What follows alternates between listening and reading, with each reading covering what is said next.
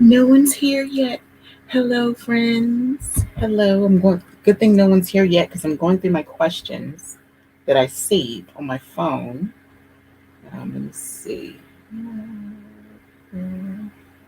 Okay, there's some right there, and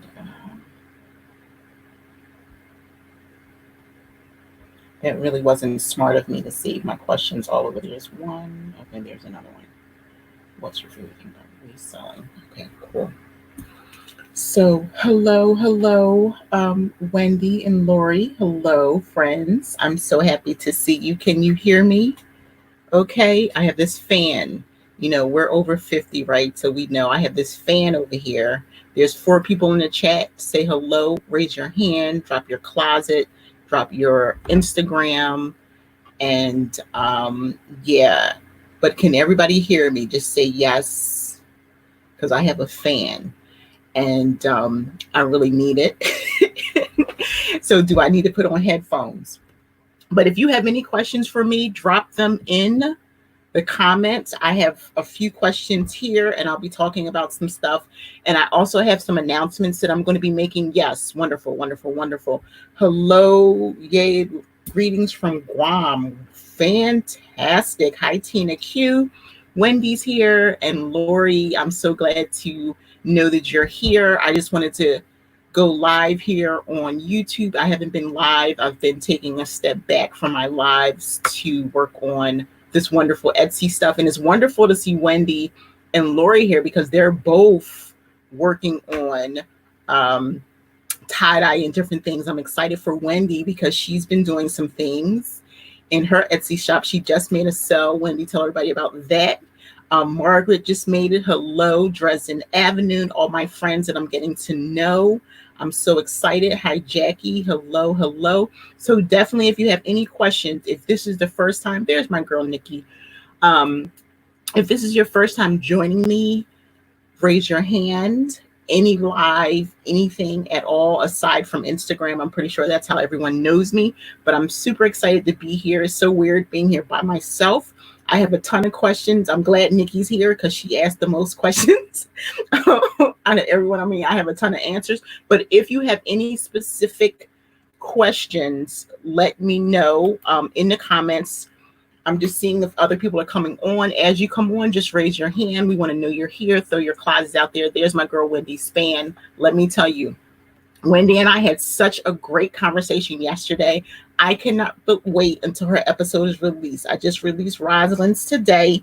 I'm trying to only release on Wednesdays, but it'll probably be Wednesday and Friday. So it was such an awesome experience. So Wendy says, yes, I just made my first Etsy sell, a pair of jeans she turned into bell bottoms. And so she knows what I'm going to say. Keep doing it.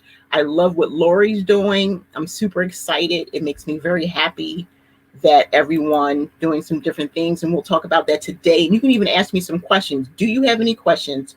Hi, Iris. Hola, ¿cómo está? Poppy Little and Company. Hello, hello. So I have a couple things coming up before I get into questions, anything like that. I'm going to be doing the Brown Girl chat. I don't have any Brown Girls yet because I haven't put the word out. You guys, you see all this stuff I'm doing with Etsy. I'm trying to juggle both my Etsy stores and copy and list on on Poshmark. That's about it. And I haven't even touched Macari. I'm going to be shutting down Macari at the end of July, literally taking everything off of Macari and keeping Poshmark only at shoes and lingerie, and I have a few accessories, and that's it. And then I'm going to focus on my very, very first love, which is handmade 100%. Well, handmade and vintage, my two Etsy stores. So, so I have the Brown Girls chat. I'm hoping that's next Thursday, but then I have to look at my calendar.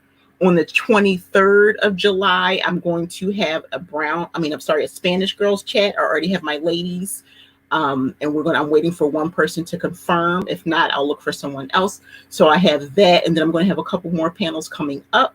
So that is super exciting. I have, I'm just seeing if anybody else new jumped in as I'm doing my spiel. And let me see, my birthday is July 20th. And I'll be 51. So that's coming up this month. I'm going to be talking about a giveaway that I'm doing, and at the end, that's the very last thing that I'm going to talk about. So stay to the end. You do not want to leave. I mean, you can go because I will be posting the giveaway on Friday, but the people here are the first to hear about it, and whoever does the replay will hear about it as well. So I'm going to get into my first question. If you have any questions, drop them into the comments. I think a lot of the people here already know me. They know a lot about me. But if you have any questions, especially about what I'm doing now and how you can make some additional money, I definitely have a lot of information to give you. My friend Patricia just joined us. Hello, Patricia. Patricia supporting my business. Patricia, I just stuck your shirt in the mail. So everyone in this community has been so wonderful. I've been making sales like crazy. I'm hoping to, come up with good shirts. I just snagged 2 thread up DIY shirt boxes. So yes, it's being crazy. I just dropped the Joe Mar video today, like an hour or so, 2 hours ago. So check that out. Okay. So Nikki asked the most questions, but I'm going to answer the question from Share Bear 312. Her question is, what's my favorite thing about reselling? My absolute favorite thing about reselling is the community. Honestly, when I first started, it was just to make extra money, just to spend time with my husband. And then it was a tool to allow me to come home. But then now I really like everything that's happening in the community, all the friends that I've made, all the lives that have touched me, and hopefully I've touched some lives in return.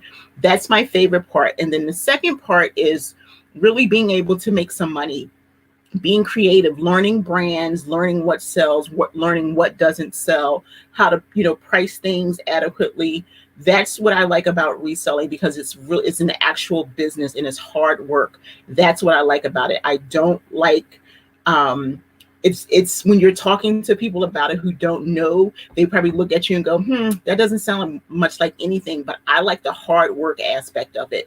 It is hard work, but it gives you a great return. If you put whatever you put in, you're going to get out that. So Lori says, I'm tanking on Etsy and Mercari. Posh is so-so. eBay is my best sales platform. I need to figure some stuff out. Yeah, Lori, I'm going to bring that comment up. I would definitely say figure it out. What I do is I try a few things, and the things that tend to work for me is where I put my energy. So as you can tell, once the pandemic hit, I decided to start sourcing online. And so what that meant to me was trying something different, and that was vintage. So I really started getting crazy with my vintage. I'm just starting to get orders in. But then when everything started happening with like the Black Lives Matter and everything, I had to do something to contain my stress level. So that's when I started tie-dye.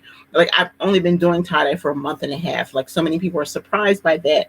I am a handmade seller, and I really know you have to know how to work Etsy. You have to know SEO. You have to use all the keywords. You have to fill in everything. It is really worth your time to do it. I do not put any of my handmade stuff on Poshmark. I sold a couple shirts, but then I instantly took everything off because my sales were starting to pick up. And the cool thing, like if you were to go to my Etsy handmade store now, it would look like, oh, she only has 20 sales. But keep in mind, I've only been open in that Etsy store for 3 weeks. That's the first thing. I made a lot of sales when I had everything still combined with my vintage store. So I made sales there. But most people who come to my Etsy store buy more than one item. So a sale. So when I see how many items sold, but the person who comes to my closet only see how many sales I made.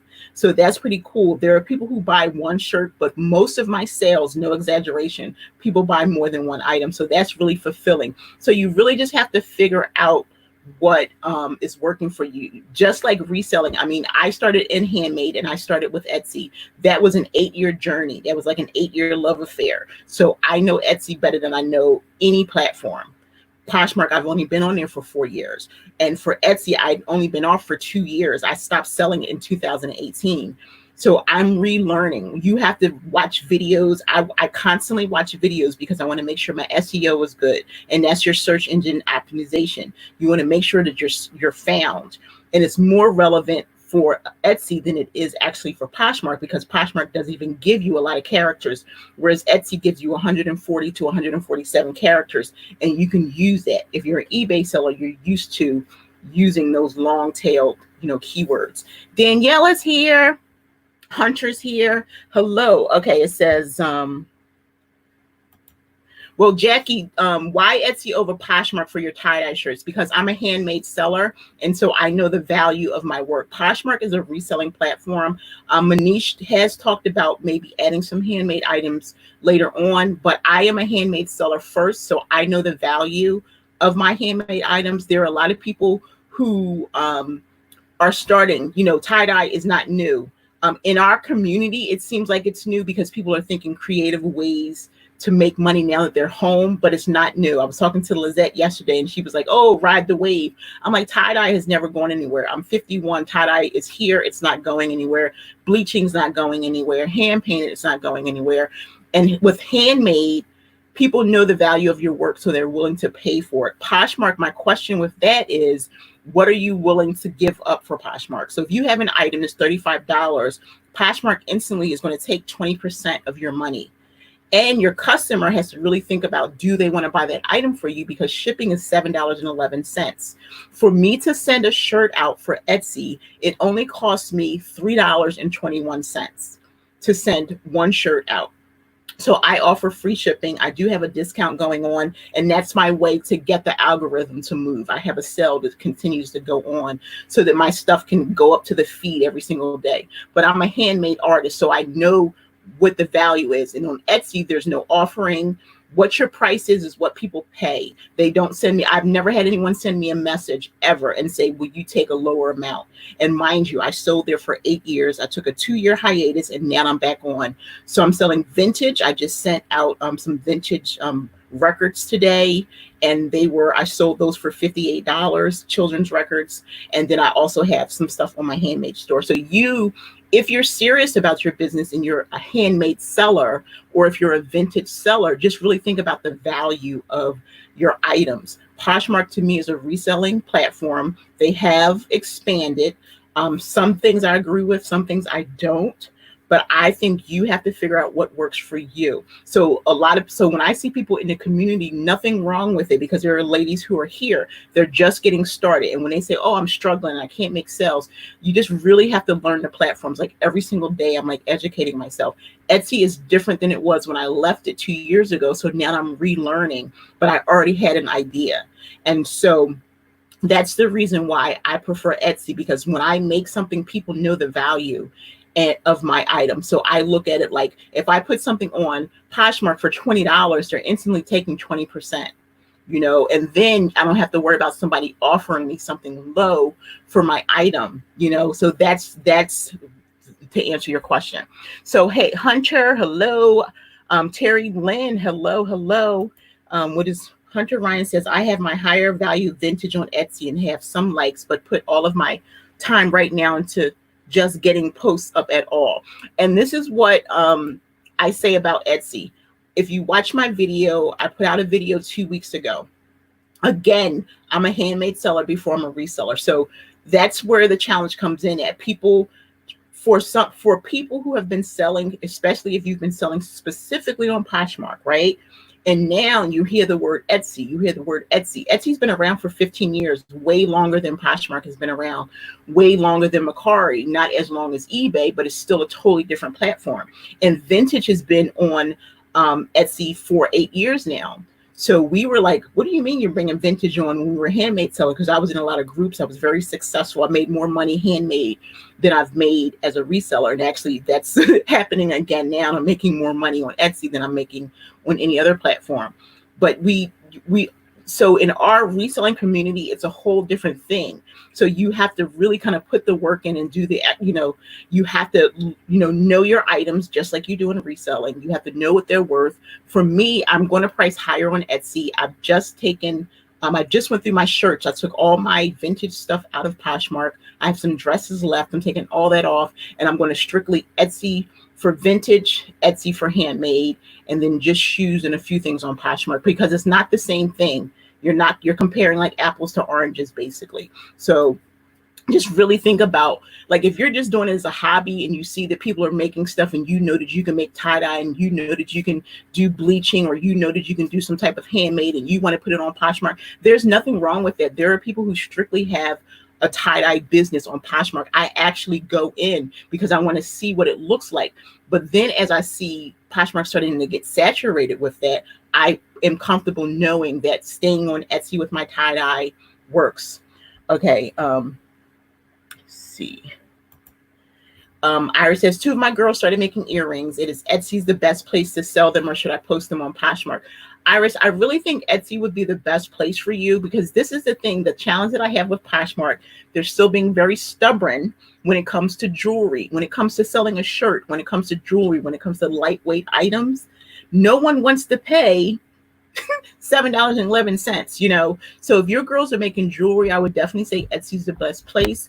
And just like you would as a reseller, go in and check. I don't consider it checking comps. You just want to kind of look around and see what people are selling. And if they're children, Etsy is a really great place, because I know Rosalind's son just started doing tie-dye. So it's a really good place. They're not looking to get the same type of money that we're trying to get. So definitely look into Etsy.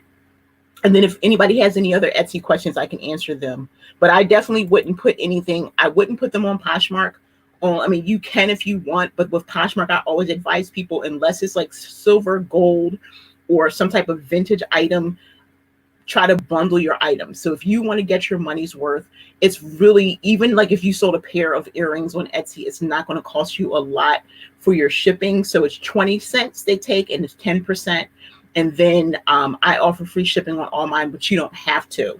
So hopefully that helps you. Hey, Michelle. Hello, hello. Let's see. And Terry says, does vintage jewelry do well? I say anything vintage will do well on Etsy. Not only do I sell clothes, I sell all kinds of vintage things. So I would definitely say give it a try. I've actually been trying to look for some really good quality vintage jewelry, because I have everything in my vintage store, from records to games. Like I have games from 1972. I sold a corkscrew from 25 years ago.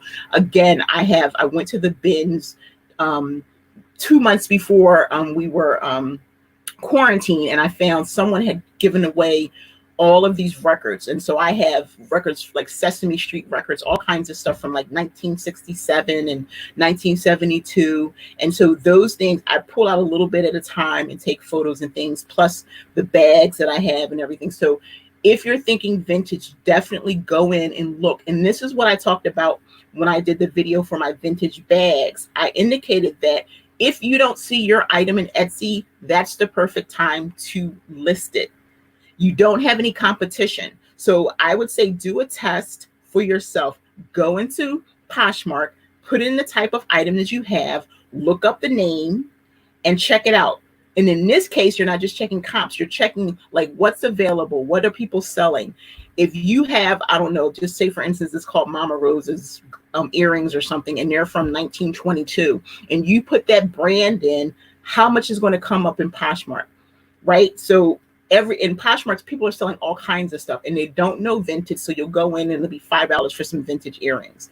Whereas if you do the same thing in Etsy, even if it's not a big name brand, you might get 5 pair of Mama Rosa.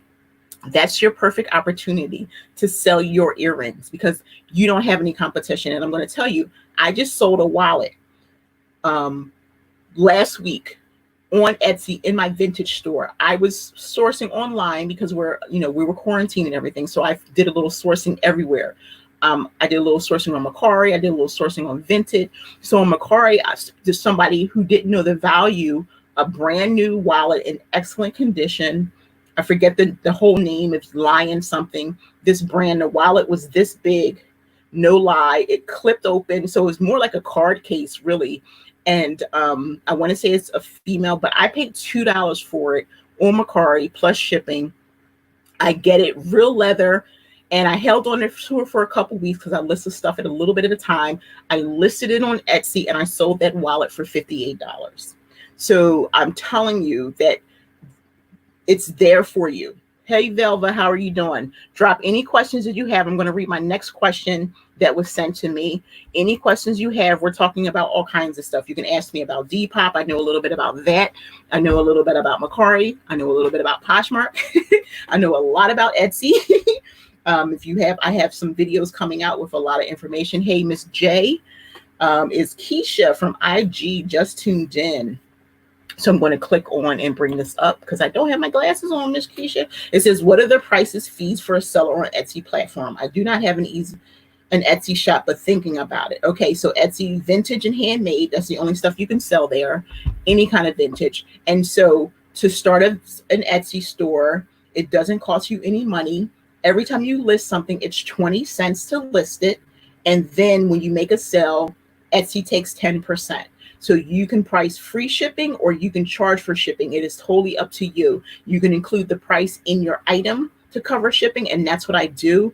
I would definitely say read everything, read Etsy's blog. They have a phenomenal blog with a lot of information. They have way more information than Poshmark does. They have like a really interactive blog with just about every question you can imagine. And then also look at some YouTube videos because I've been doing it myself even recently because there's been a few changes in the last 2 years, but it's well worth it to include shipping for things. And then this is what I suggest. So watch my video. If you haven't watched my video, I have a nice video that I put out. What's it been, 2 weeks, everyone? So 2 weeks ago.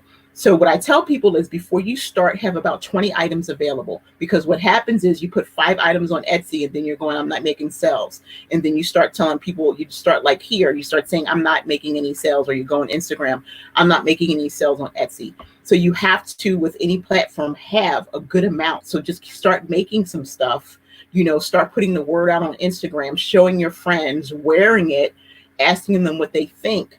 And if you get a good input, then start putting some stuff together. Some people do well with 5 things, but I say come right out of the box with 20. If you don't have 20 physical items and you think you can recreate that item, create 20 custom listings for items. Take a picture of one, like you can do that with tie-dye. One tie-dye shirt, if you think you can replicate it close to that, then create 20 custom listings. It's really important to have at least something in there first, and then start talking about your stuff on social media. Social media is the best free advertisement that you can find. So hopefully that answered your question, Ms. J. What's this say? Wait a minute. Hunter Ryan says, just got 2 satin beaded evening bags for 50, 60 in original boxes. I think I'll post those on Etsy tomorrow. See what happens. I would definitely say post those on Etsy. If you haven't looked at my video where I got the 20 bags, I just took 5 photos yesterday. I have those in drafts. And this is what I want to tell you. I love Etsy for the draft feature, because what happens is I go and I take a lot of photos. Someone else mentioned this earlier, I think Carla.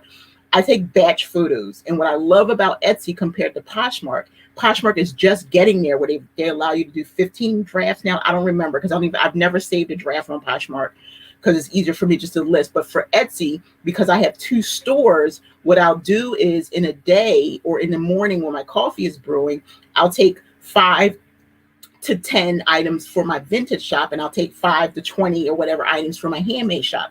They'll be on my phone, in my camera roll. So what I'll do is I'll just save those as drafts in individual store. So when I'm ready to list them, I can just go into the draft. And then Etsy, there's unlimited drafts. So right now in my vintage store, I have like 25 drafts sitting there that I'm going to be working on tomorrow. So now the photos are in there. All I have to do is worry about measuring and things like that. So it's so easy to do that. And then like my handmade store, I already have almost 200 items in there.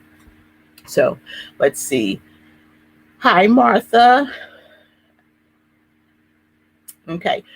So any other questions? These questions are really good. Any more questions, just throw them in there, especially if you have Etsy questions. You can ask me questions about my children, about my husband. No, he's not here. He's downstairs somewhere. And so let me read my second question. Nikki had a lot of questions. So let me go and read Nikki's questions. A couple of Nikki's. Okay. So how many? Okay, that's not what I had her question somewhere. I don't know what I did with them. I may have deleted them out of here. Yeah, I think I deleted some of them. Nikki, if you're here, ask me some of your questions again. I did a screenshot, but then I go through my phone and I start deleting because things start getting kind of crowded. So I don't like them to stay in there like that.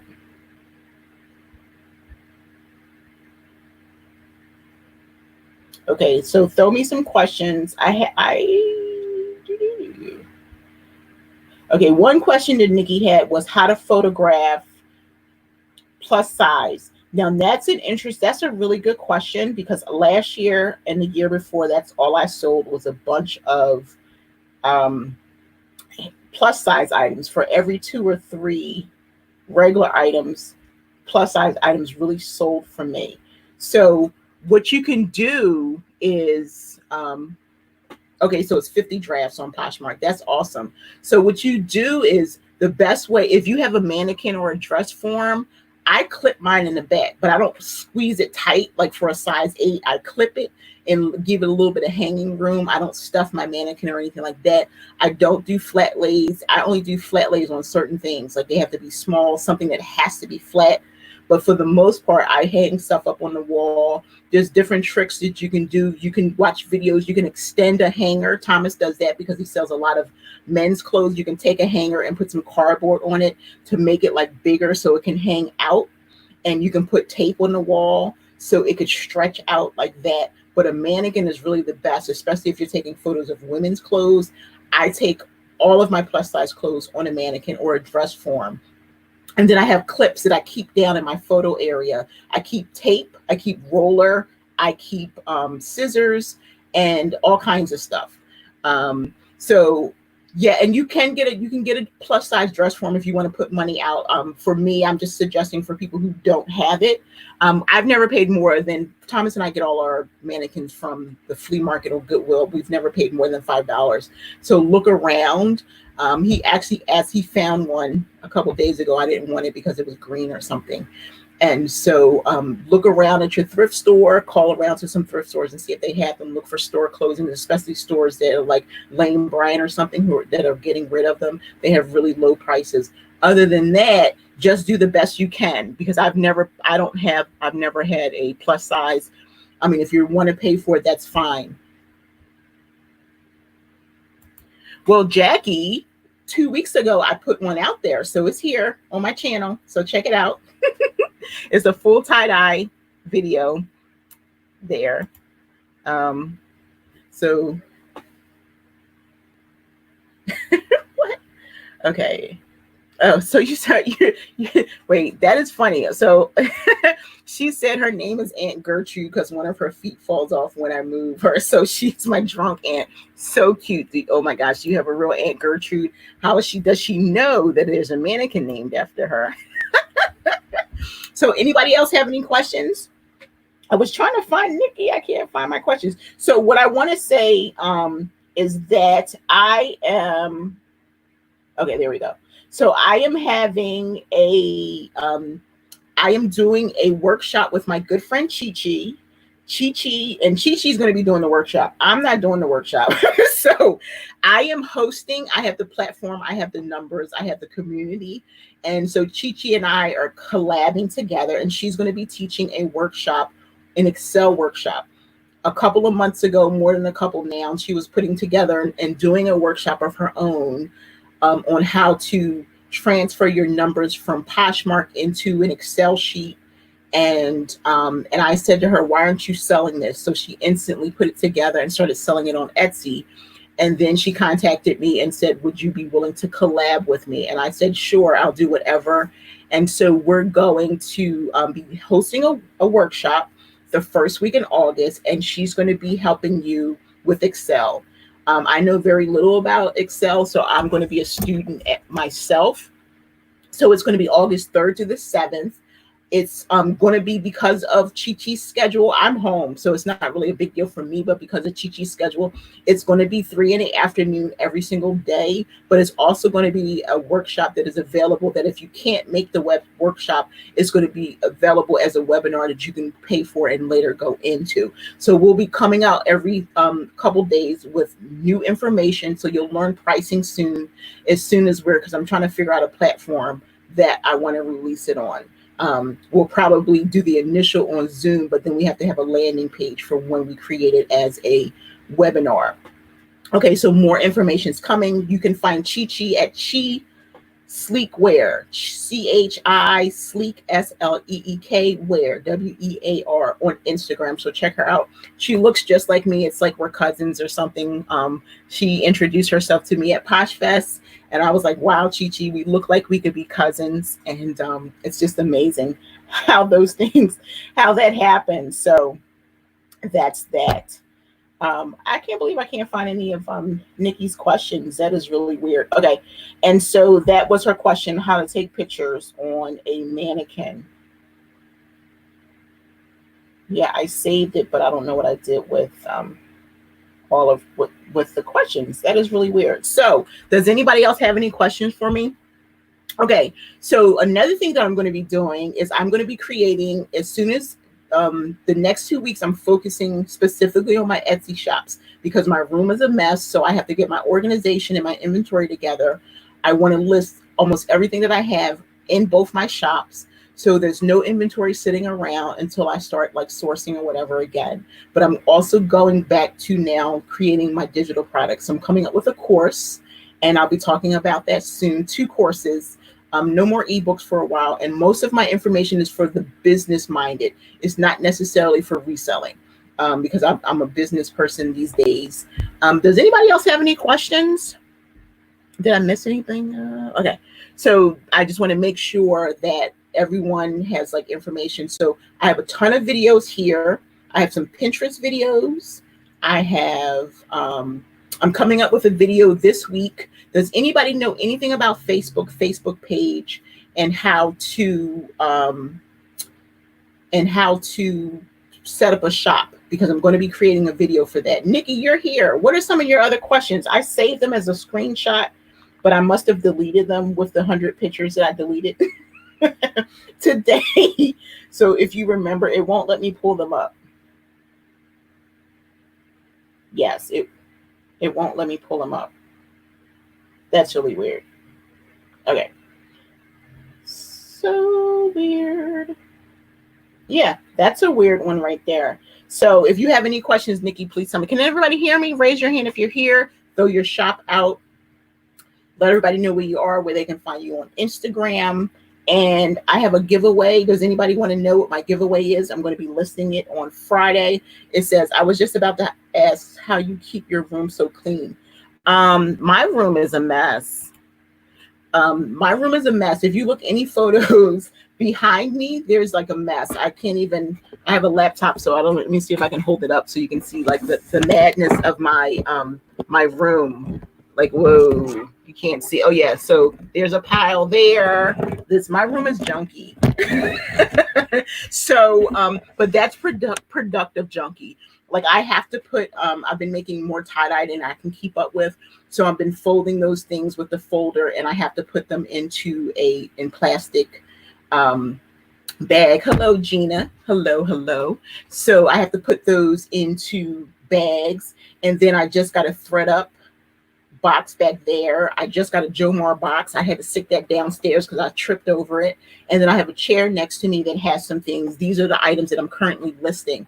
So I'm listing them. See, I don't have a death pile, but what happens is I list myself stuff and then I'll toss it somewhere. And that's my issue. I try not to keep a death pile where items need to be listed. And then if I do, it's not a death pile. I have things strategically like on hooks and stuff, like downstairs. I'm going to be taking photos of things, and I do it in little bits and pieces because I don't like to source.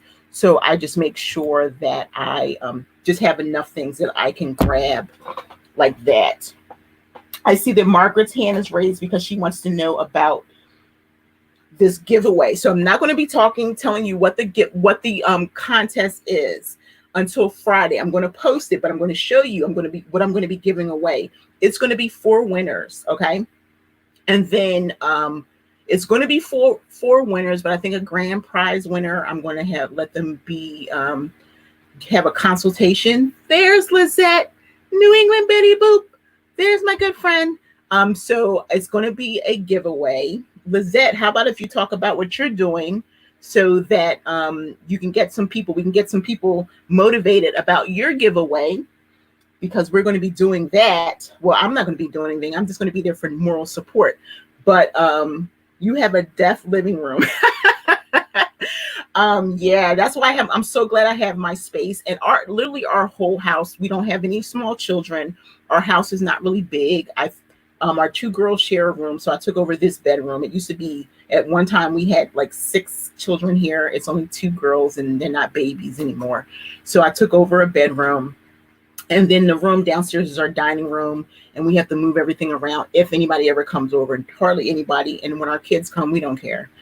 So that's how that is. So Lizette, throw out in the comments what your giveaway, that you're going to be having a giveaway, and talk about going.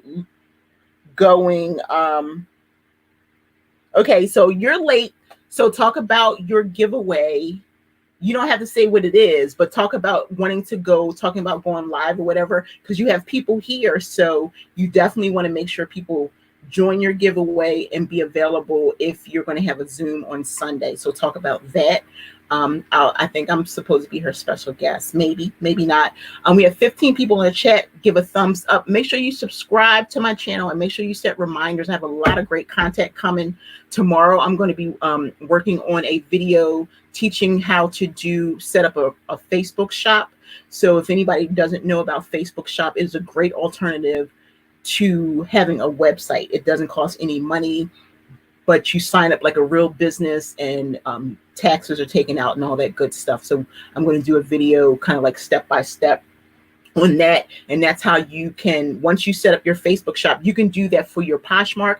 That's how your friends who have clickable links can have clickable links. So you have to have a Facebook page in order to do that. Okay. So definitely make sure you set up a Facebook shop so that you can have clickable links. I know a lot of people, but personally, Patricia, who was here, I don't know if she's still here, she puts her clickable links there. And on my tie-dye shop, I have it, because on my other 2 Instagram accounts, Instagram for some reason is not acknowledging me as a business, so it's not a big deal.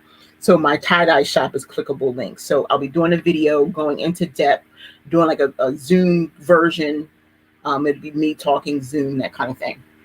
So I'm still trying to find these Nikki's questions. I don't know why I can't find them, which is really weird. Okay, so everybody's giving me a thumbs up. So I'm going to be doing a giveaway. It's for my birthday. My birthday is July 20th. I'm going to be 51. Yay. And okay, so let me bring up Lizette first. So she says she's announcing her giveaway on Monday for hitting 5,000 on IG. Congratulations, Lizette. You're halfway there. Hello.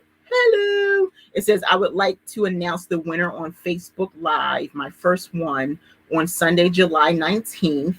All details to come by this Sunday night, Monday. Hello. Congratulations, Lizette.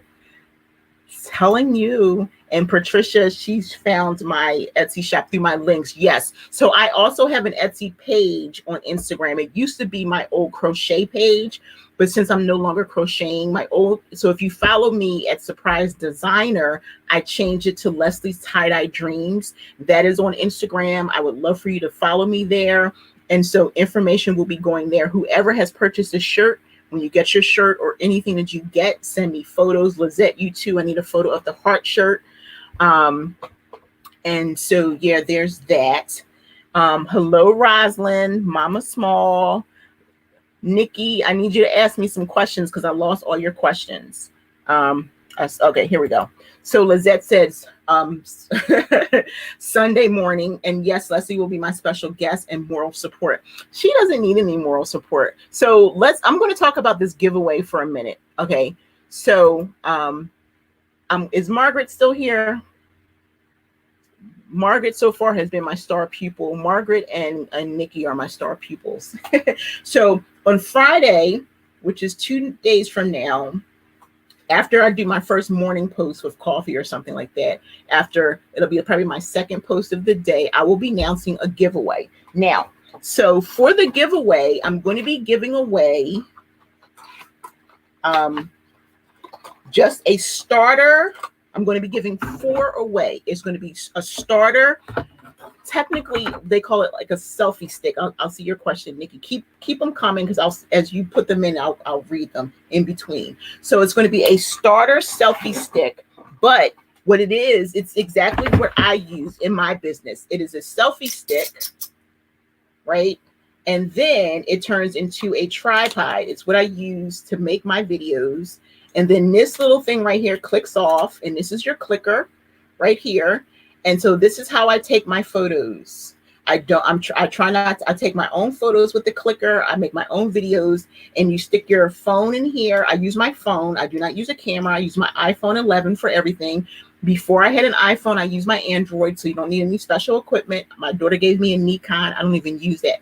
So I'm giving away. This is what I use in my business. It is Bluetooth adaptable. It comes with a little, it's a battery inside here, and you just, and it's a starter. So it's a starter one. Mine, which was supposed to be a starter one, I've had it for 2 years already.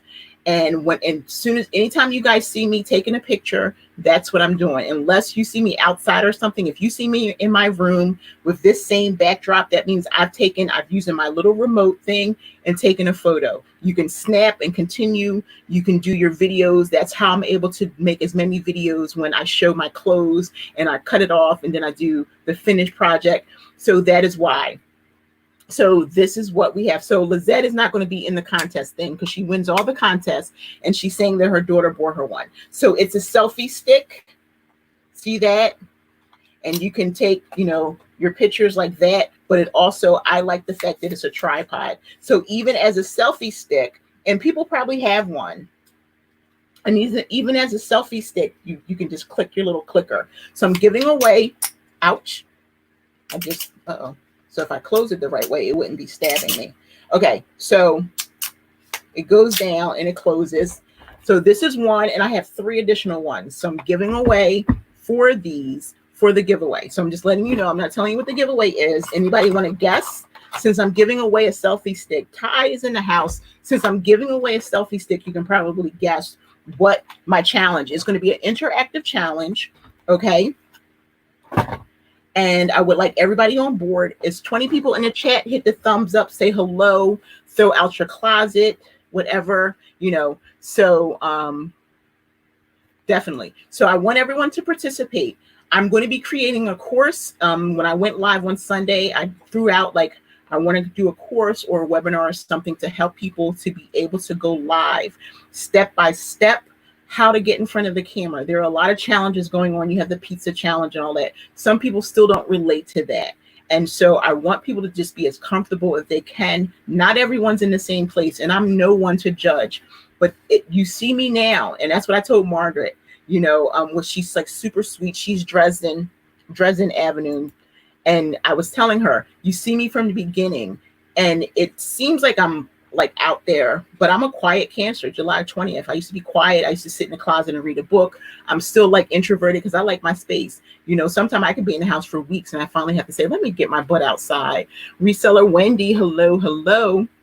Mama Small, hello. So we're talking about this giveaway. So yes, we definitely even my friend Patricia is saying, so I want to challenge everyone to step out of their comfort zone. It's a lot of great challenges, but I want you to do real life. And so my friend here, Margaret, who is Dresden Avenue, Margaret was a person who said to me that she was afraid to make videos, right?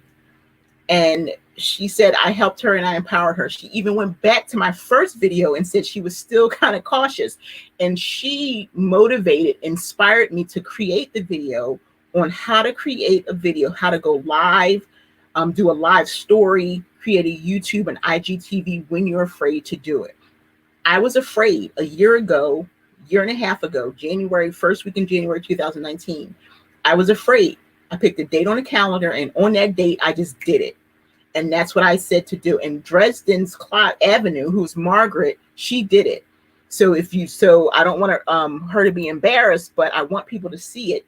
Go to Dresden Avenue and watch her video. And she's also super cute because she's wearing one of my tie-dye tees. And she actually made me cry because she gave me a shout out, but also it just helped me feel like what I'm talking about every day is resonating. Like, I don't get paid to do that. Now, soon I'm going to be doing some courses and stuff because other people in other communities ask me too. I don't just belong to the reselling community. I'm in a couple collabs, and that's where I have my consultant business. So I do have actual other things. I know, how do I do so many things? Well, I want to make some money. And just like my friend Kaya said, I like to make the money. So that's why I do so much. Okay. So see, so Dresden, Dresden, Margaret, you've got a crowd. People are watching. So definitely check out Dresden Avenue. I think she was super sweet. Like, and then she sent me a message, Margaret, I'm putting it out there. She was like, I didn't do it the way that you instructed, but my thing is, you did it. You do it the way it works for you. You've reached your comfort level. That's what I keep telling people. Like, there are people who I've actually blocked them out now. That's why I did a video. So the video's out there. I've talked to you about how to do it. I'm going to create a course. I'm going to put a survey out there and ask people what they want. And if you want to pay me to help you do videos, I'll do that. I don't have a problem with that. But like, I start blocking people out because it's the same people who say, oh, I'm almost there, I'm going to get there. I like people who do it. Even a year ago, and Patricia knows I mess with her, she wouldn't even take pictures unless she was at like a posh party or something like that. But now she's doing more. So I love that. I just like, you work at your level. But I do get tired of people saying, oh, I'm going to do it. I'm going to do it. Nikki Glow Girl Glow did it. The first time she talked to me, the next thing I know, 2 days later, she was going live. Margaret 2 weeks ago said she didn't think she could do it. She jumped in front of that camera and did it. Because it could have been like, she's like, yeah, I'm waiting for my husband to come home. And I could have been like, yeah, she's not going to do it. As soon as her husband comes home, she'll be like, She went and she did that video. So I just say, you can do it. You can do it. So I'm going to go up. Nikki has a couple questions for me. I love when Nikki asks me questions. She keeps me on my toes. And Nikki has kept me accountable. Because of Nikki, I've gone live. I've jump back into YouTube. So what are some ways to pivot when you're not getting any sales? That's a really good one. Oftentimes it's not even about pivoting. It's about what you have available too. It's about your pricing. So it's a whole lot that can go with that, because you can pivot all over the place. You can add 20 platforms, but if you're not making any sales, it has to be something wrong. And it starts with you. So the first thing is the visual, the photos. The second thing is the title, description, pricing, really important. You want to make your prices competitive, but not so much so. You can't be stubborn on what to take, because I do hear people say, oh, I work a full-time job, so I'll wait until, and that's fine. But if you want to make the money, really find a middle ground. Charge $10 or $15 more than you want to get, so that when an offer comes in, your feelings aren't hurt. Take the offer at $10 or $15 less, because that's what, if you run a sale, don't be upset when they send you stuff. Like, I'm running a 50% sale and something to go, and I'll go, oh, did I want to give that away for 50%? But, stick to my word, and there you go. So definitely you have to do all that stuff first. Okay, because you can have 2,000 items in your closet. If they're not selling, it could be something going on with you. The price is a lot of times what's the stopper, because there's so much competition out there. There are tons of sellers out there. There are sellers who have been selling for a long time, but they already have their customer base there. So that's why you see so many, I'm not naming any names, but that's why you see so many people that make the sales, is because their customers have been with them for 4 to 6 years, and so they have continued, and now they have a lot of numbers on YouTube and Instagram, so they're getting constant sales, but they've learned and know what to do. So you have to work on everything: your lighting, your photos, your title, your description, your price point. Then if it's slow on one platform, pick up another.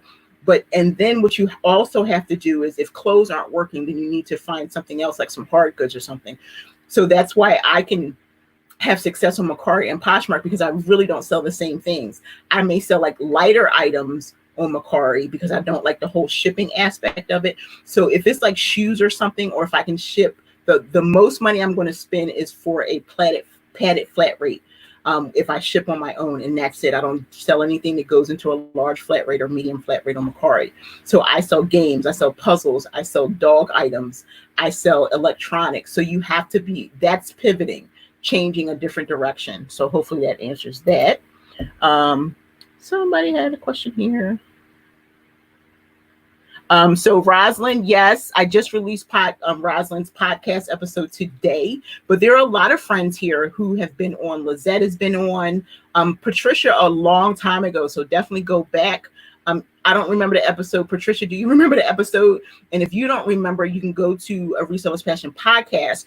I don't really follow people. That's just more for information, so people can see at a glance what the episodes are. So you can scroll through and see every person that I've interviewed, and also all the all the episodes, whether it be inspirational or informational. And so I just released my conversation with Rosalind. If you want to cry, if you want to learn about Rosalind, if you want to know her story, listen to her episode. I just released Nikki's last week. I'm telling you, it's like the people are revealing themselves. I just talked to Wendy yesterday, and I'm going to release hers maybe even on Friday. And I have a couple other people coming up, C and Nora. I call it Conversation with Friends. And so if you want to be inspired, this new direction that I'm going in is phenomenal. Like, I don't even send anybody a script or anything. I just put words on the paper and ask them questions, and then we have such a great conversation. So if you think you know people in the reselling community now, wait till you listen to their stories. I mean, we have real lives. We've been through things, and people are the transparency. And that's what I love about people. I love people who are real, because you can tell when people aren't, because it's too hard to hide when you're fake. Still scared to go live. Reseller Wendy, you got to do it live. I don't know how Lizette can hang with me and talking about she's scared to go live. Like, I do not understand that. I'm going to have to call her, and we're going to have a long conversation, because she's trying to hang with me. No. Let's see. It says Glow Girl Glow. Who is Nikki? Who is Chandra? Who, AKA Nikki? How do you use social media for your business? How do I not use social media for my business? Oh my gosh. So I use social media intentionally. And I talk about that all the time, because there are people who, again, it's not me, so I'm not here to judge or question anybody, but I'll click on and people will make a big announcement. Like, I'm going off of social media for a while, and I'm going like, okay, that's like how I look at it. Like, one, you're making an announcement. People really aren't going to miss you. But it has to be, if you're running a business, why would you stop using social media? I use social media intentionally, on purpose, strategically for my business. So everything that you see me doing every single day, one, is because I just want to be part of the community. I want to put myself out there. It may seem like some silly stuff, but I'm transparent, and people can see that I'm an everyday person. So one, you get to know the community, and you see what they want every day. And so what people want is what I give them, which is the same stuff I've been giving them from the beginning. But I also go in and use social media and learn from people every single day. Rosalind and I were talking about this when we were doing the interview, that the social media part, and Wendy as well, the social media part is an education for me, especially Wendy. We were talking about this, learning every single day. And that's what I use Instagram for. I love when people post their packages. That doesn't bother me. It really has never bothered me, because I think it's room for everything. The thing that bothers me is not the packages.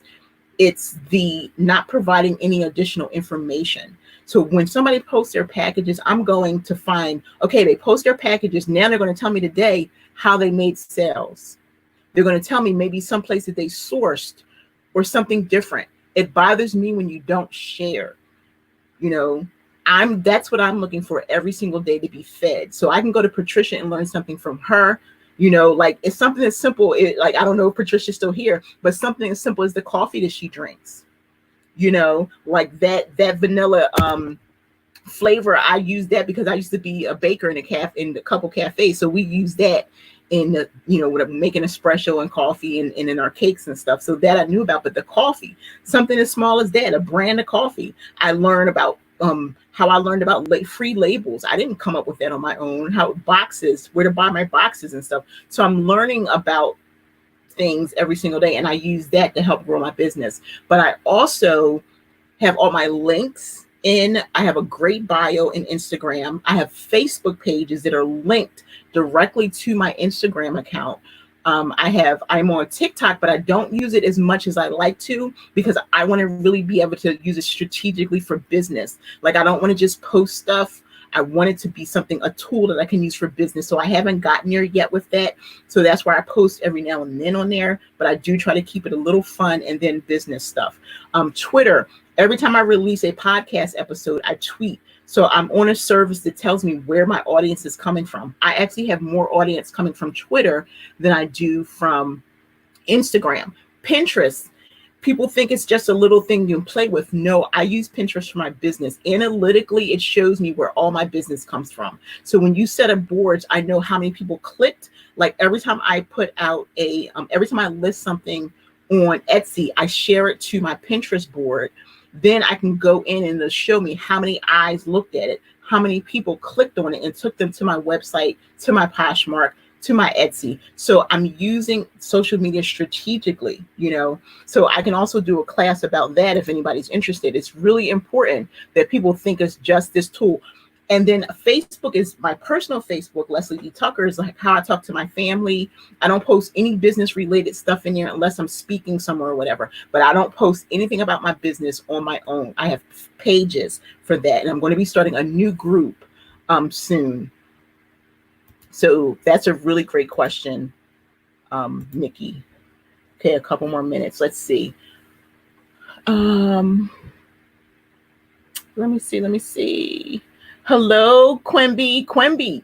So I have actually been in a couple. Quimby, if she watches my videos, she'll be. I've talked about Quimby, 2 videos that I just put out. My vintage video that I just released, and I have another one coming out next week because I watch Quimby's video. So if you guys don't know who Quimby is the Grateful Queen. Hey, Quimby, from Delaware to California. But she put out this great video, and it was about expectations on your ThredUp rescue boxes. And I really liked her take on it because she talks about the same type of things that I talk about, that if you receive a box, or if you're hesitant in a sense to get a box, then do your research, and I'm like, if the majority of people are saying, yeah, I'm going to try it, then go with the majority. If 5 people didn't like their box, don't not get a box because someone didn't like it. I've tried actually. I started getting rescue boxes because Quimby was talking about it. I got my first Goodwill blue box because Quimby was talking about it. I don't know if I've ever shared that with her, but because I know someone who is doing sourcing, and that's how I turned around my sourcing, by trying to be creative. Now, I don't know if Quimby's tried. I think she has never tried the fun box or the DIY t-shirts. I actually just ordered 2 of those today. That t-shirt box has turned my business around incredibly. So I ordered 2. But the fun box, I just ordered it just to see what was in it. I mean, I got a vintage Michael Kors wallet from that. And I also had this nightgown, which was brand new with tags, and I sold it for $25. That nightgown cost more than the fun box cost. So it's just like little stuff. And then other things that I didn't keep, I gave those away as a giveaway, like socks and stuff. So I won't get the fun box again because it was available today. But because of Quimby, I tried boxes. And so she was saying, don't be afraid to try something. You never know until you try. Now, I don't suggest anybody spend a whole lot of money, but ThredUp is a really great way to try some of their rescue boxes because you never know what you're going to get. Okay.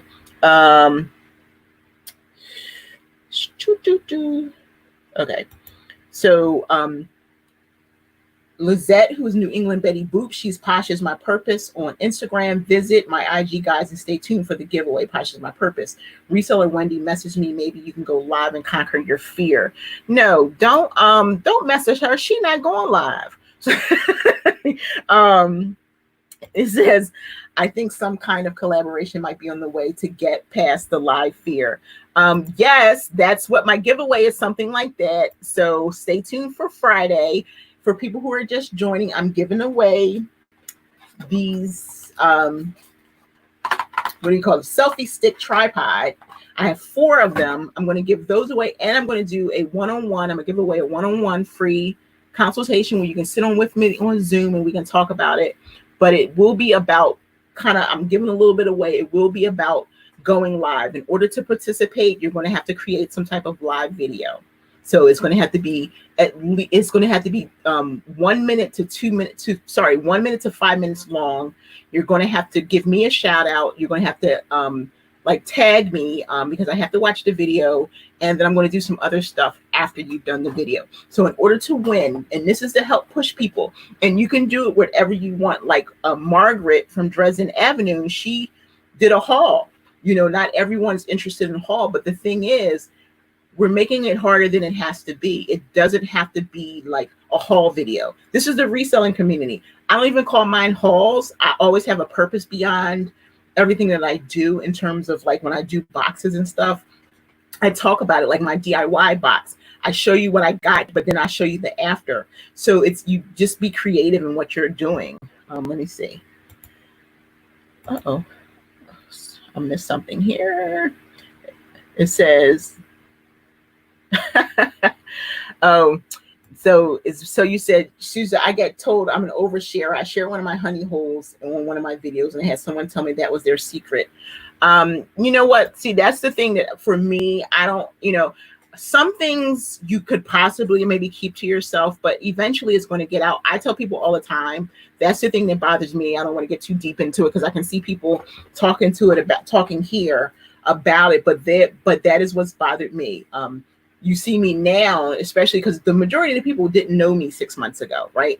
So you see me now and I seem confident and all that. And I've always been like, I haven't been like that shy since I was a teenager, but I just wasn't involved. And when I started my podcast, and I tell this story all the time, I'm all excited, like, oh, I'm starting a reseller podcast. You know, let me contact some resellers. And it wasn't because they were big names or anything. I would send DMs. What I do now, I'm just having conversation with friends. But when I go back to like regular interviews, what I do is I sit on a Friday, I just scroll through people's feeds, read what they're doing. If I see them with children, if I see what they're like, if you're a postal service worker, if you work in a hospital, I interview somebody who's a PA, that kind of stuff. If I see something that jumps out, I'm like, oh, so I'll send them a message and say, I would like you to be on my podcast. When I first started, so many people told me no, and they literally told me that I was nobody.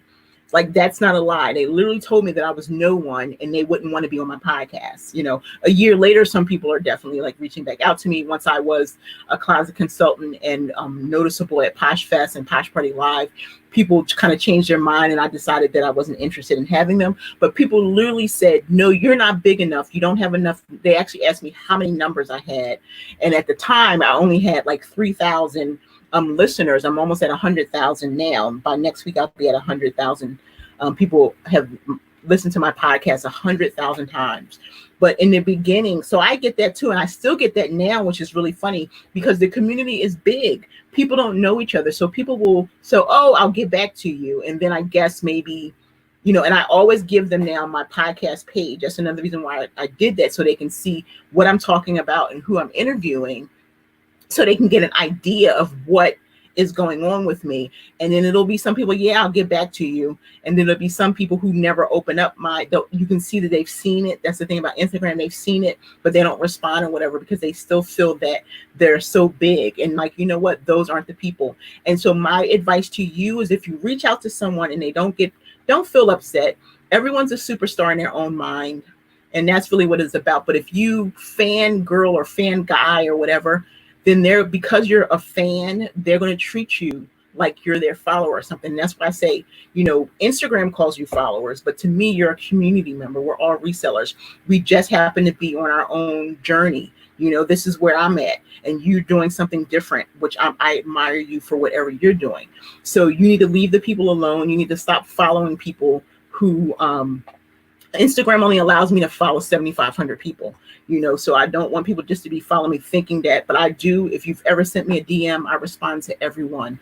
I try to comment on all my comments. I try to be interactive. There are people who are friends today that weren't friends with me, you know, 6 months ago to a year ago. So everyone's not going to be like me. Thomas tells me that all the time, and Lizette and I've talked about that. We give our heart, but everybody's not going to receive you the way you want to be received. But I say stop following people who have 30,000 followers and only follow 200 back because they're not interested in you. They just want followers. I've gone to people where I've commented and they put out a post, but they want the comments so that they can move up in the feed and in the algorithm, but they don't comment back. So you don't want that. that's not working for you. You can watch them from afar because there's plenty of resellers that I don't follow. I just happen to click on their page every now and then, or I'll see them in the Instagram feed and I'll stop and look. But you, for your own sake, don't do it. Don't, if you don't, that's how I was at Posh Fest. People are, oh my gosh, you know, like, you're a person. Like, seriously, it wasn't like Idris walked in the room, you know, like, give me Ed Sheeran or whatever. But other than that, to me, you're like, dude, you're a reseller, you know, and I want people to treat me the same way. So it says, so Margaret says, Leslie, how do you utilize IGTV? So, in what way do you mean, Margaret? Like, IGTV is a smaller version of YouTube. That's like, so when I started my YouTube channel last year, January 2019, I had already been watching YouTubers like hauls and stuff like that, but I wasn't aware of like how much it took to get like subscribers and things like that. So my first 20 videos, I just put them out like on YouTube. But then on Instagram, I was like, oh, I have 500 people in my community. At least 20 to 30 people will see that. With YouTube, you don't know if you're going to get any views. You don't know if you're going to get any subscribers. But at least on Instagram, you already have a community in place. Even if you only have 100 people, if you just started and you started following people, and then all of a sudden 100 to 200 people follow you back, you definitely have an audience. So that's why I said, you know what, I'm going to leave YouTube alone. And I started making IGTV videos. And I have 155 IGTV videos, something like that. And so the audience is there. So it's the smaller version of YouTube. And the thing with IGTV is it's going to be monetized soon. And that's the other reason why I've been giving you just a little portion of my a little bit on IGTV, because eventually when they go monetize, I want to make sure I still have videos there, because I don't know if they're going to go back to the original videos that I did and start monetizing there. But then I, you know, bring you over to YouTube, because YouTube, they want so much and you got to jump through all that. They change everything around. So it's just like, I tell people, really, if you're going to start, then IGTV should be the way to go. That's where my audience basically came from, IGTV. And I was doing that until Nikki was like, oh, when are you going to make some more YouTube? And plus, people weren't ready. After a while, people do get tired of hauls. And that's why I said you have to be creative and reinvent yourself. Like with a reseller's passion, I'm Leslie, I'm a reseller's passion. And my name is everything that I'm passionate about. So if you click on my channel and you see me cooking one day, you know, and then you see me talking about Pinterest and the other day, you're not going to go, wait a minute, I thought she was just a reseller. It's everything that I love, everything that I'm passionate about every single day, tie-dyeing and, you know, all the things that I'm doing, having my husband on, having the chats, everything is there. So that I don't have to reinvent myself, and I don't have to reinvent the wheel. So if you don't want to get crazy with YouTube, then start at IGTV. It's a 10-minute video. You know, your phone is going to be up. You do a video from, it has to be a minute to 10 minutes long, and go for it. You know, it's so simple. And that's, to me, I would just come on, because you're holding people's attention for 10 minutes anyway. Because if you ever watch your analytics here on YouTube, and you can have an hour-long video, but it'll tell you that the retention time was only 10 minutes of that video. Not everyone's going to watch your whole video. At least on IGTV, you'll get, at least people will watch 10 minutes of the video. So hopefully but I just use it just to put a little snippet so that people can come over to YouTube. Or when I do, you know, live, if it's a live, I want to keep. And for people who ever paid attention, if you've ever done a story, remember that you could do a story and save it for 24 hours. Well, the reason that you're not able to save it for 24 hours now is because Instagram is trying to get you to save it as a video, because soon they're going to monetize. So if you can save your video, then eventually you're going to start getting paid for that. So the lives that you have from now on, you either delete it or you're going to save it as a video. So if my Sunday night lives, I don't save them. But if I'm interviewing someone, if I have someone on, then I'm going to save that, because that's more informational. But like my Sunday night ones, I'm not really talking about a whole bunch of stuff. So hopefully, Margaret, that answers your question. I saw a couple. The Antique Boutique, hello. Okay, what does this say? I find some people get rescue boxes and don't know the brands, and as a result, think they are a bad box. Meanwhile, the brands are great. I totally agree with you 100%. I'm the same way, but the thing also is researching. So I love a good like research. Like if you guys have not watched my YouTube video of the bags I got from Jomar, right? And this is what I tell you. That's why I don't call mine haul videos. I say unboxing or whatever. I don't even remember what I called that video, but I did it last week, right? So what I do, what I did with that is I got 20 bags. I took 2 hours and literally researched every single brand. I wrote myself up a little post-it. I have a post. I keep these on my laptop, but I wrote up a little post-it and I wrote all the information, like what the value, what the retail was, who the designer was, and I stuck it in the bag. So when I went to talk about the bag, I just opened it up and could tell you about the bag. And so that's the key. The Antique Boutique is correct about that. So you're so used to it being like, you know, a brand that you know, and you're not even thinking about being on the lookout brands. And so you're losing. I'm researching everything. Like today I got a thread up denim box. I got it yesterday.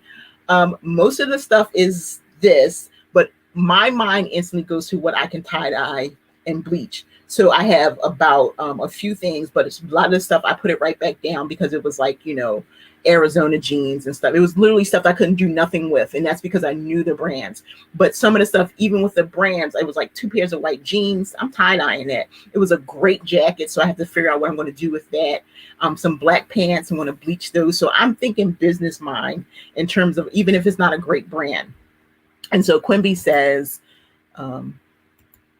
thank you so much. I'm such an admirer of yours, Leslie. So I love that you're supporting each other. Yes, I think that's really what it's all about. And Quimby can be a testament to this. It's like a few months ago, we didn't even know each other. And so like I reached out to her to be on my podcast. She didn't know who I was. And so what happens is you meet someone and now you're a part of their community. So I'm watching. I try not to. I just had to set a reminder because I was missing some of Quimby's lives, or it would be like 8:50 and I'd be like, wait a minute, So that's how we support each other, by setting reminders, by, commenting, by creating stories, by doing shout outs. That's how you do it. So like it's people that I do know personally, but I didn't know you. Again, some people I didn't know a month ago. I didn't know Margaret a month ago. Michelle, I didn't know Michelle a month ago. It's a lot of people who I didn't know. I just met my girl Glow, like in March, and it's July. So it's amazing like how we come together, and I tell everybody, just, treat me like I'm your best friend. My community is almost 8,000 strong, 18,000 strong. I'm not gonna be able to touch everyone, but my thing is, if you keep commenting and showing up, I will know you. See, that's the thing. I don't just pretend that I know you, but if you just comment every now and then, unless I know you personally, but if you comment and show up every single day, I have people who literally share my stories or comment on my posts every single day. That's how I get to know you. I didn't know Rosalind a while ago. I just met Lizette 8 months ago. So I didn't know you. So, but if you want to know me, all you have to do is comment. And I remember names. My husband's always like, how do you remember people's names? Because these are the people that I'm constantly interacting with, that I actually know you, the Antique Boutique, definitely a good about, the monetizing. I don't know when it's coming, but it's definitely coming. And I tell people, like, if you're going to make videos, do it. Like, even for like Rosalind, who just gave me the heart, when you're doing TikTok, make it a little bit longer, string some TikToks together, do some teaching. Like Rosalind, she does like her TikTok videos. So as she learns, we talk about this all the time, like as she learns something new, then teach it to the community. That becomes an IGTV video. Lizette, who's exercising, make it fun. Literally, it only has to be a minute long. And then it goes into the feed. You use your hashtags the same way you would if you post something, and then people will see you in the reselling community. And you don't have to just use reselling hashtags. If you notice, I don't just use reselling hashtags. I'm like over 50. So I use over 50 influencer, over middle age. I do all kinds of stuff. Like today, I make tie-dye shirts. So I use tie-dye, seller, tie-dye creator, tie-dye artist, handmade artist. I use different hashtags because I want many people to be a part of my community, not just the reselling community. Well, definitely. Well, watch the video that I put out that shows you how to create, what you need to do to create a video when you're afraid.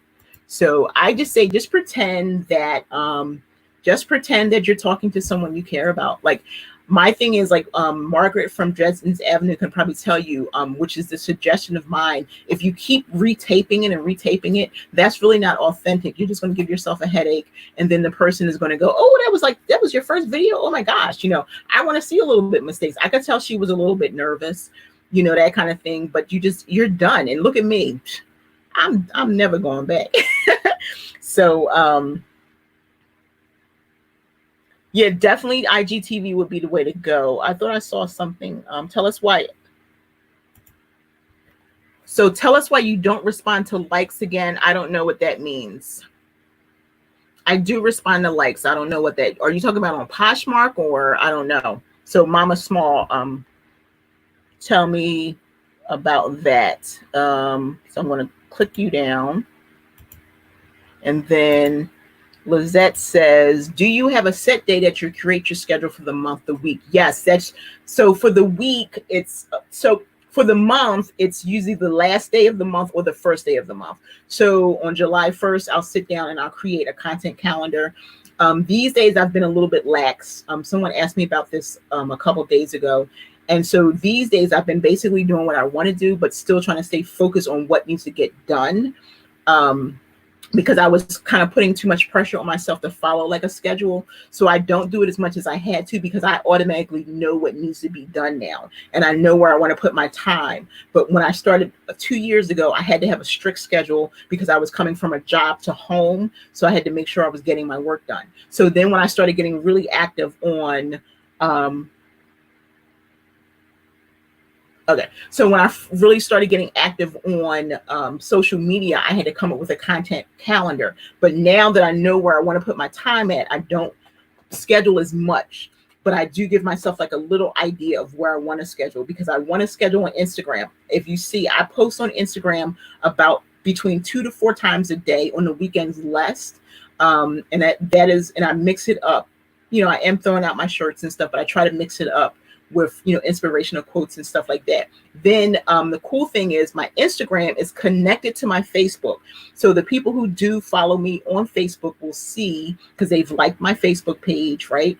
I have a Facebook page for all of my Instagram pages. So whatever I post on Instagram instantly goes to Facebook. So it takes a little work the first couple of days, but then I post once, but it's going to 2 platforms. I do Twitter every now and then, more so for my podcast. When I release an episode, I tweet it out.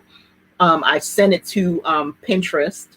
So it's a lot of things that I do. It may sound like a lot, but it's not. So like Pinterest is like a once a week. Twitter is like once a week. Instagram every day. Facebook page automatic, that kind of thing. So for my daily schedule, I carry around a clipboard, and look at my chicken scratch. I carry around a clipboard. And so what I do at the beginning of the day is I write out a schedule, a list of things that I want to do. Sometimes it can be up to 10 things. And I start with the most important things. And that includes everything, because I'm trying to get my daughter's college stuff together. My other daughter would, she's like unemployment. So I write all that stuff down so that I can remember it. So when I get up, if I have not completed that list, the things that I didn't complete become the new things for tomorrow. And then I'll add to the list. And so the key to focusing on my most important things is I get those done. So if I don't get everything done, then it's not a loss. So I've trained myself that now, like, again, I always use my age. And that's because, one, I'm doing a lot for my age, and I'm really excited about that. But again, I am getting older. So I figure out what I do. Anything that brings me joy. Talking to you brings me joy. Creating art brings me joy. And I can create art and make money. So I'm just starting to figure out what works for me better, starting to get back into writing and doing my courses and stuff like that. So just definitely, even if you can't do like a calendar special, because like my calendar is here on the wall. I have a huge calendar over my TV. And that's where I write down like interviews and things like that, so that I don't forget that. Any type of lives I'm having, all of that is like right in front of me. That is necessary. But like for everyday stuff, I just write it on a piece of paper, and that way I don't overwhelm myself. some people, they get into like, online planners and stuff. I'm old school paper and this clipboard all day long. I carry this all day long with me. Okay. Great question, Lizette. Okay. A couple more. Let's see.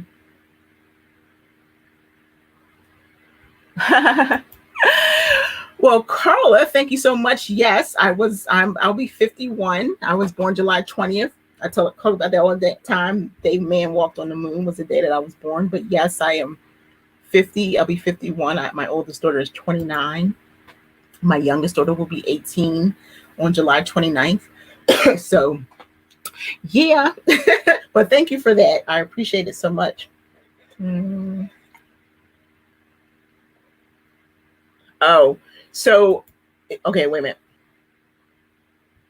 Okay, so here we go. So on Poshmark, you mentioned on your podcast, you don't respond to likes. What is your rule when it comes to likes on Mercari and Poshmark? How long do you wait to promote? I don't promote. On Mercari, actually, I do like a little promoting because Mercari is more promoting than offer to likers. I prefer Mercari to Poshmark. So if you go all the way back to my Poshmark, I was doing offer to likers, but a lot of stuff has changed. I've been on the app since, early 2016, where their stuff was more simplistic. It wasn't as like, I can't stand closet clear out. That's not my jam. And the offer to likers, this is my feeling on that. There are people who have different ways that they do things. So somebody sends you an offer, you instantly send them someone likes your item, you instantly send them an offer. I used to do that. And there are some people who will sit and they have a day during the week, like say for instance, they have 500 items and they go, okay, I'm gonna send offer to liker for 100 items on Thursday, and they'll get sales. And the way that I've just changed my focus is that my whole business structure has changed, that I believe if somebody wants the item, they'll purchase it. And it has worked. That philosophy has worked for me because I've even played around with it even after I've said that. And I'll go like, wait a minute, maybe I'll send offer to likers. You can send 100, you can send an offer to likers on everything, and 2 people may buy something. So I just believe that if somebody really wants it, that they'll buy it. And then the other thing is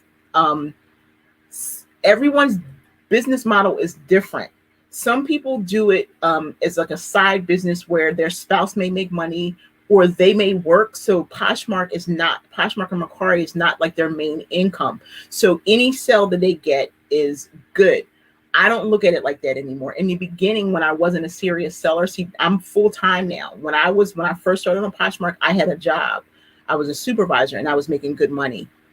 And so Poshmark was just a side little thing to pay for my daughter's lunch and to treat myself to some stuff on the weekends. So it wasn't a big deal. But when I changed my mindset about it, I want to make a good income. My prices aren't high. So I believe that if people want my items, they'll purchase them. So if somebody hits a like, I do not send them an offer because I believe if they want it, they'll purchase it. And that actually has helped out.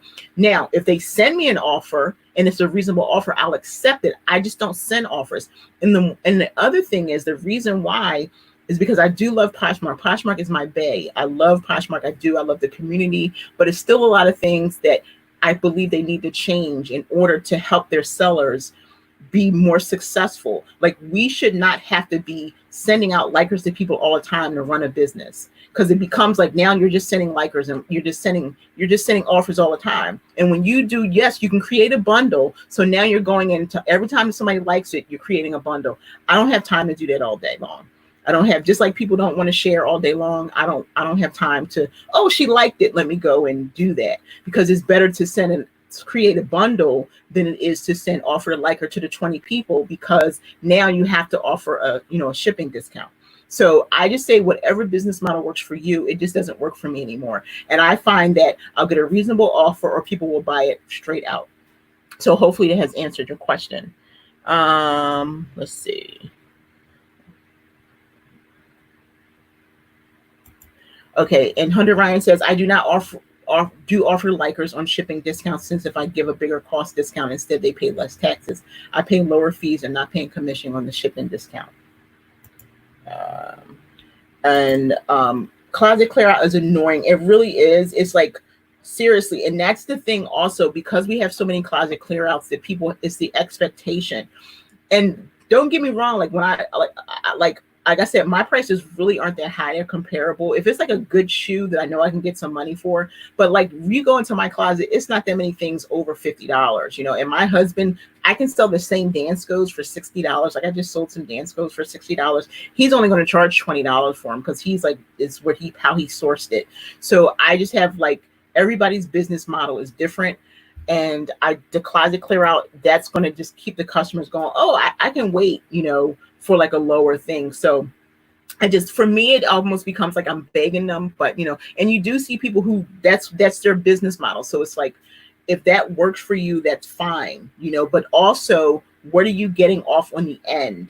You know what I'm saying? So I rather have, if I want $25 for an item, I'm going to list it at 40. So when they do offer me 25, I'll take it. But if I have that 25 and they offer it for low, then, you know, so that's really the technique that you use. Price your stuff higher. So when they send you an offer, bam, you're in. Okay. And reseller Wendy says, I actually noticed that my sales are better when I don't send offer to likers. I mean, I agree with you 100%. I say give it a try because you sit. This is the thing. This is the thing that I want to put out there, and I'll answer a couple more questions, and I'll be, you know, done because I appreciate everybody being on. Hit the thumbs up, set a reminder if you're not subscribe.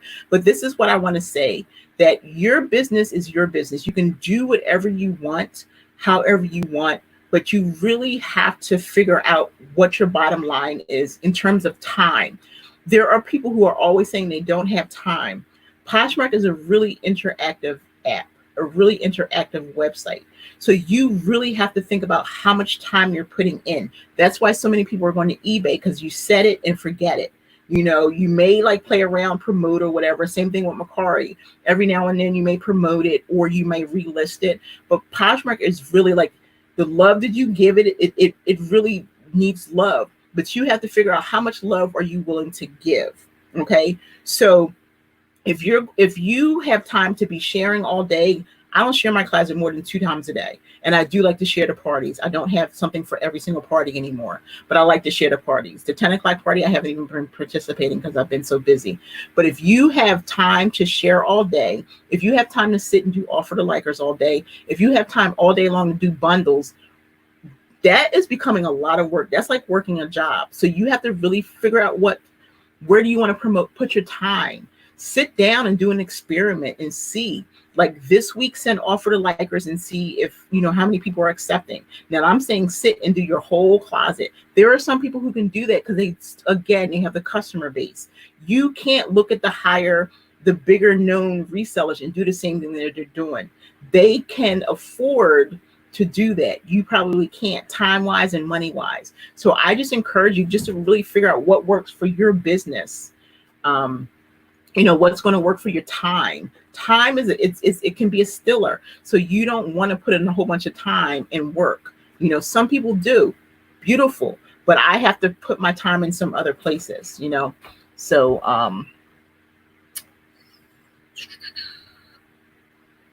okay, it says, I find that too many people like stuff as if it's Facebook. Also, they really don't want the item. Exactly. They're window shoppers. Like also when I used to talk about relisting items, I was relisting 65% of my sourcing is relisting. And the reason I say that, if you have 2,000 items available, why are you sourcing? You have 2,000 available, you have 2,000 items sitting in your inventory and nothing's moving. Why? That's when you have to sit and evaluate your stuff. You know, it's not moving. So why are you going to Goodwill and sourcing? You still have all those items that need to sell. So you need to give them some love. So relist a little bit of items every day. You go source, relist, you know, list 5 new items, relist 5 new items. So I've always relisted before copy listing. For 4 years, I've been relisting my items. I even relist on Macari as well. Relisting gets you back up the top, you know, just in, just shared, all that good stuff. So you relist your items so that they can sell, you know. But some people get upset when I say that because I have 25 likes. If those 25 people wanted your stuff, they would have purchased it. They're window shoppers. You know, when you're downtown and you're looking at the expensive stores, like, oh, that's cute, I like that. And you keep on walking. That's what a like is. That's what the accumulation of the 20 to 35 likes. And that's where you should start first. Pull up your inventory report. I guarantee you'll have a whole bunch of stuff sitting in there that's been there for a long time and then has all kinds of likes, and that's where you should be starting from. Everybody should at least print their inventory report out one time, and that's how you know where you should be using your copy listing feature. So something else here. Poshmark. That's funny. Poshmark is like that annoying guy at the end of the bar waving a $20 bill when you're a bartender. Yeah, I like that. I like that. This one says, I saw a couple of gals say that the carpal tunnel surgery from sharing all day on Poshmark. Not for me, though. Macari so much better. Yes, I actually have carpal tunnel anyway. That's why I stopped my crochet business. So you can, like, I don't share all day. Like, again, maybe 2-3 times. Last year I had 1,200 items, and I restructured my business because I had items just sitting around, and I got tired of selling. You know, I got tired of sourcing for stuff, and I got tired of having all the inventory. So I whittled it down to lingerie, shoes, I have bathing suits, and I have accessories, tons of glasses in there. And that's my closet for you in a nutshell. You know, so that allows me to spend time doing some other things like selling hard goods on Macari, selling vintage, and selling handmade. So I'm not like a slave to my Poshmark closet. So then that way I have 300 items available. I just sold some stuff, 300 and some items available. I can share twice, and then I'm done for the day. That's that.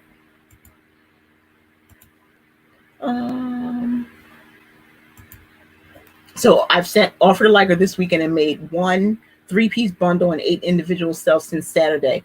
That's fantastic. See, that's your business model, though. So that's what we're saying. That's your business model that works for you. Some people don't want to do that.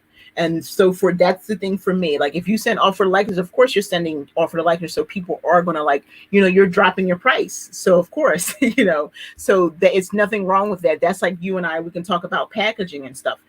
That is beautiful, you know? So I say, keep doing, if you're making sales, but my question, how often do you have to make offer to likers to make sales? How many sales are you making normally? And then how many offer to likers? So if you have to always make offer to likers, I mean, what if pretend that platform did not have offer to likers or any offering feature? Would you make sales without the offer to liker? That's the reason why I start the conversation, just to give you something to think about. Like, would you be successful if you didn't have it? Okay, that's it, you know. So what's your favorite handmade item to make, and where do you like to sell them? So I used to be a crochet designer for 8 years on Etsy. I just started open up a brand new tie-dye store. So I make tie-dye, hand-painted items, sneakers, bags, bleach items, and Etsy is my platform. Depop is another place. Depop, you just have to play around with it and really follow people and use hashtags and stuff like that. And but Etsy is my spot. I sold there for 8 years. I actually was more successful on Etsy than I was at reselling. But because we were just talking about carpal tunnel, I had to stop crocheting. I didn't really think about tie-dyeing or anything like that. A month and a half ago, I started, and I went straight in at business mode. So it's not a hobby, it's straight up business mode. So I took all of my handmade off of my vintage store and created 2 separate stores. And there you go. Regina Michelle, hello. What sells best on Macari, in my opinion? Different things. Everybody has different opinions, but because we've been in quarantine, during the whole quarantine, stayed home, I have sold a lot of games, puzzles, and I mean like video games, but also regular games. Like I sold a Scrabble game for $22. It was new in the box. And I've sold a lot of electronics. I've been cleaning out my house. We're moving in 3 months. So I go through my house and go through the drawers and pull out stuff that I could sell. Cake pans. I've been doing all kinds of stuff.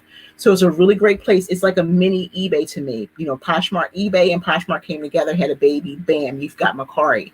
I sell some stuff similar on Macari that I do on Poshmark, but not everything. That's why I don't use a cross-listing service, because I would be wasting my money, because I don't cross-list anything the same on any platform. So I would definitely say just kind of play around with it. The cool thing with Macari is they let you know what's trending every single week. So when games and puzzles were trending, I was throwing those puzzles and stuff on there like crazy, and they were selling. And they're still kind of selling. It's slow right now because I haven't been doing a lot of activity. I'm going to go in next week and focus on Poshmark and Macari because I've been doing a lot of handmade. So and just focusing on relisting a whole lot of things. So I definitely would just say, look at what's trending.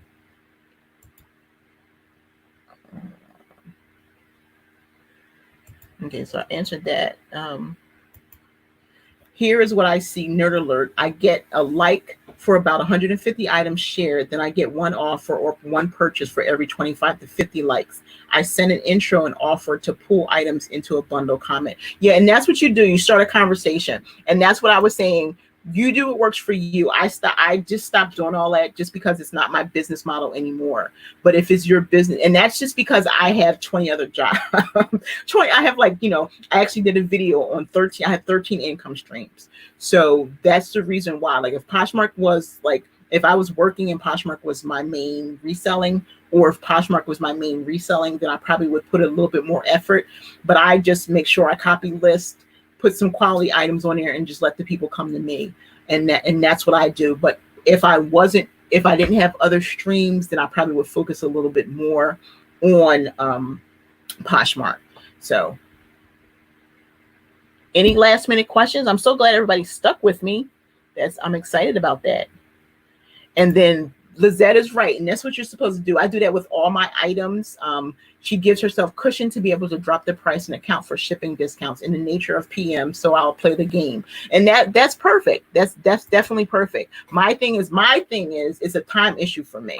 So like if you work that into your business model, that you're going to sit this particular time, because we were just talking about lists. So that would be something that somebody would include in their model, because also you got to think about time. Like if you think about from the perspective, yes, you're a reseller from home, in addition to the other stuff, how much time are you focusing? So you want to make sure you know how much time. So if you sit down and do a test of how much time you're devoting, you may be giving too much time or whatever. But if not, then fine, keep up with it. So that's the reason why I don't do it, because it's a time stealer for me. But again, I'm doing other things. If I wasn't, again, I probably would be devoting, because I've been there. So that's the thing. I've been at different stages, so I can speak to like every level. I can speak before there was a lot of sharing. I was on before they were selling men's clothes. I was on before they were selling children's clothes. I was on when it was only 4 pictures. Now it's 16. So I've been, not around from the beginning, but enough in the beginning to see, what I want to do and what I don't.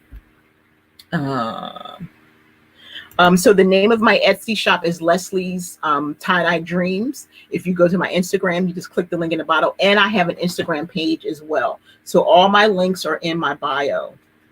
Thomas is doing fabulous. Thomas is my husband. He's Poshmark X, for those who don't know. Thomas has been a reseller for several years. That's why I got started reselling, because Thomas and I got married and he was retired reselling and I was working, and I said, show me what you do. And it's a great hobby for us to have together. We don't run our businesses together. We would drive each other crazy. We have different models, different minds. He can't keep up with me in terms of what I'm doing. So I like to watch him package and do different things like that and get a lot of ideas, but we don't work together. Thank you so much. I appreciate you, sis. Okay. Any 5 more minutes, any more questions? And then I'm going to go also see far more purchases without any contact when I list at least 10 items. And I think that's the key, but then also use your copy listing feature. It's really important. Relisting is the same as listing a new item. You're putting a brand new item in, and I'm not talking about edit next list. I'm talking about relist, deleting your old item in the copy. That's why they did the copy listing feature, because they're trying to help. What Poshmark is trying to do is give you inventory that you already have. You have inventory, so you don't have to source. This was something that they had all these new features that they talked about at PoshFest, and never once did they mention the copy listing feature. They came up with that as a way for resellers who were struggling to tap into the resources that they already had, to tap into the inventory that they already had. So if you're not utilizing your copy listing feature, you're losing potential sales. Print out your inventory report. I'm saying download it and print it out and look at it. That's going to help you see, because when I printed mine out 6 months ago, I saw items that I had sitting in Poshmark for 438 days. That was my longest item. And I started going from there and relisting before the copy listing feature. So you have such a great tool in the copy listing feature. So instead of listing 10 items a day, copy list 5 items and list 5. And then that way you can hold on to your inventory so you can have. But I'm just giving you suggestions, because again, your business model is what works for you. Time and money are two things that we don't have enough of, and you just have to figure out how to utilize them both. So if you want the money, you got to figure out where you're putting your time in. Okay. So it says, I'm so happy you popped up on my screen today. I enjoy you so much. Well, thank you. I appreciate all your questions and your interaction. Thank you, everyone. So I just want to thank everyone again. So before people came on, there's 24 people in the chat, so it should be 24 thumbs up. Please subscribe if you're not subscribed. Set a reminder. I have so much content coming. I'm going to be talking about Facebook Shop. I just put out a Joe Mar vintage video a couple hours ago. I'll be putting out a video on Friday or Saturday, because I have to do some treatment to the stuff. I received a thread of denim box. Wasn't very happy about it, but I at least tried it, my first denim box. And so there's that. And again, I'm going to be doing a giveaway. So if you do follow me, of course, on Instagram, if you're in my community, I'm giving away 4 selfie sticks. I'm doing a giveaway, and it's going to help people come out of their comfort zone for going live. I don't care if you I want you to do a video though. You have to do an IGTV video or a YouTube video. There will be no going live, and there will be no doing no stories. Okay. I'm pushing you out of the nest so that you can create. So if you want to win a selfie stick, and you get to have the grand prize winner will get to have a one-on-one consultation with me, and then we'll come up with a business plan there. So I just want everybody, I thank you for being on this hour and 40 minutes with me, and the people still in the chat, I appreciate you so much. Okay, just have a great day, a great night. And there's Lori. Hey, Lori, I didn't know you were here. Have a great night on purpose. Have a great day tomorrow on purpose. Give back. If someone sends you a message, answer them. There's Nora. Just definitely, be inclusive in the community. It just means so much that you're here, but to just be, as much as you can. So someone just jumped in. I'm gonna answer this question, and then have you ever purchased a pallet before? Nope, because it doesn't interest me. I'm not interested in having that much inventory. Thomas and my husband and I talk about that sometimes. I saw somebody on the feed, they had a pallet drop with 2,000 items. A lot of my good friends are getting pallets, but that's not something that interests me. I literally just sent 14 boxes to ThredUp of inventory that I took off of Poshmark, because it was just too much. I had to really focus. I'm not interested in putting together mystery boxes and sorting through and doing all that. I don't hire anybody. I do everything myself. I don't have a VA. I don't have a listing service. I don't even have a special label printer. So it would just be too overwhelming for me. That's not where I want to focus my time or my money. So I would definitely say, look to some of the people like Denali, Denali, who is El Ducho, Ty, who is Lux Huntress. There's several other people, but definitely check them out, because they can help you. Tag for you. You're laughing. I'm serious though. Hey, Tasha. So thumbs up, everyone. I appreciate you. Have a great night. Join me on, look out for my, oh yes. So on Monday, Chi-Chi and I are going live. I'll be live Sunday on Instagram. Chi-Chi and I are going live on Monday, where we're talking about the Excel workshop, making sure I didn't forget anything. Yeah. And so I'm doing courses, and I am doing a giveaway on Friday. So Friday, stay tuned for that giveaway. I would love for it to be you. If you've been hesitant to go live, we can do this together. It's going to be a very interactive giveaway, and the winner will be announced on my birthday, July 20th, which is a Monday. Help me celebrate 51 in such an awesome fashion. But I thank you so much. You humble me for joining me tonight. Everyone, take care. I love you so much.